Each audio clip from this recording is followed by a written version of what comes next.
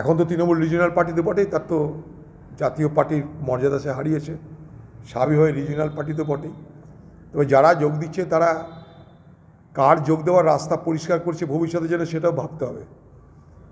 হঠাৎ করে নতুন আর পুরাতনের যে লড়াই শুরু হয়েছিল বাংলায়, তাতে যারা পুরাতনদের বিরুদ্ধে, সেই লড়াইয়ের একজন সৈনিক ছিলেন তাপস রায়।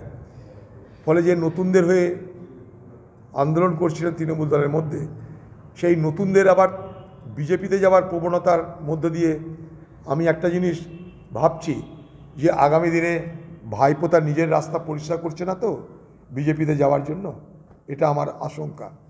কারণ নতুনদের লড়াইয়ের যারা নায়ক, নতুনদের অধিকার পাইয়ে দেওয়া যারা নায়ক, তারা যদি বিজেপিতে যায়, তাহলে যার প্রেরণায় পুরনোদের বিরুদ্ধে লড়ে নতুনরা জায়গা করতে চেয়েছিল, সেই প্রেরণাকারী তিনি তৃণমূল থেকে তিনি বিজেপিতে যাওয়ার রাস্তা প্রশস্ত করছেন কিনা এ প্রশ্ন উঠবে। চীনের ফৌজ ঢুকে বসে আছে, লাদাখ থেকে অরুণাচল সর্বত্র চীন আজকে অনুপ্রবেশ করেছে। সেই অনুপ্রবেশকারীকে তো ঠেকাক রে ভাই। খালি পশ্চিমবঙ্গ কেন? লাদাখে কি হচ্ছে? অরুণাচলে কি হচ্ছে? হ্যাঁ, সবকে ঠেকাতে হবে। ভুটানে কি হচ্ছে? সিকিমে কি হচ্ছে?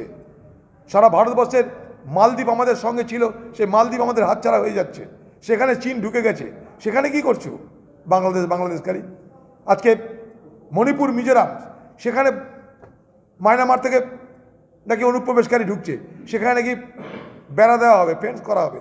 তো তোমরা ফেন্স করছো না কেন বাংলাদেশে? পশ্চিমবঙ্গের বর্ডারে, বাংলাদেশ ইন্ডিয়া যে বর্ডার, সেখানে ফেন্সিং হচ্ছে না কেন? সরকার তোমাদের 10 বছর পার হয়ে গেল, এখন গল্প কিসের অনুপ্রবেশ নিয়ে? Wellman Finance is a personal finance platform focused on empowering and serving millennials to take a well-informed decision while buying a financial product like home loan, personal loan, business loan, loan against property, credit card, car loan, SME loan, insurance, etc.